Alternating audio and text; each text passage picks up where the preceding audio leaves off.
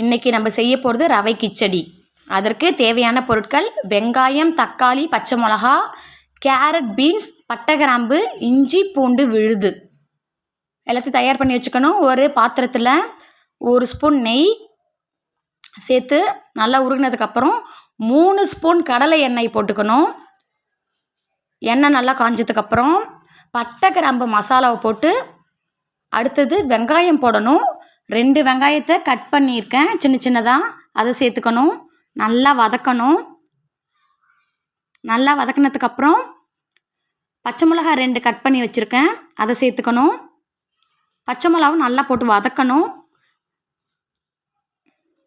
வதங்கினதுக்கப்புறம் 1 ஸ்பூன் இஞ்சி பூண்டு விழுது அதையும் சேர்த்து நல்லா வதக்கணும். இஞ்சி பூண்டு விழுது பச்சை வாசம் போனதுக்கப்புறம் தக்காளி 2 கட் பண்ணி சேர்த்துக்கணும், அதையும் சேர்த்து நல்லா வதக்கணும். அதுக்கப்புறம் பீன்ஸ், கேரட் எல்லாத்தையும் சேர்த்து நல்லா வதக்கணும். வதக்கினதுக்கப்புறம் தேவையான அளவு உப்பு சேர்த்துக்கணும், கல் உப்பு.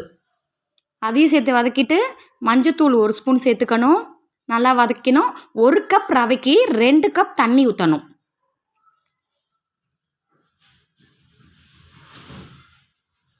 தண்ணி நல்லா கொதிச்சதுக்கப்புறம் 1 கப் ரவையை அதில் சேர்த்து கைவிடாமல் நல்லா கிளறணும்.